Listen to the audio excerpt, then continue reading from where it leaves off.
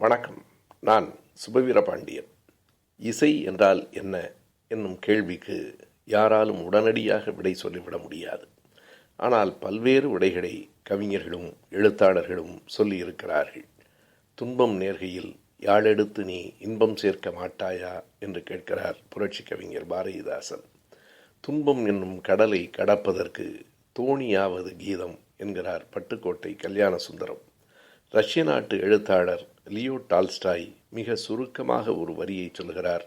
Music is the shorthand of emotions என்கிறார். மிக அழகான வரி.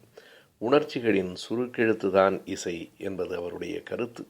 துன்பத்திற்கு மட்டுமில்லை, இன்பத்திற்கு, காதலுக்கு, கண்ணீருக்கு, புன்னகைக்கு, எல்லாவற்றுக்குமே அதனை வெளிப்படுத்துகிற சுருக்கெழுத்தாக இசைதான் அமைகிறது. இசை எல்லாவிதமான உணர்ச்சிகளின் வெளிப்பாடாகவும் இருக்கிற காரணத்தால் அது உணர்ச்சிகளின் சுருக்கெழுத்தென்றார் டால்ஸ்டாய்.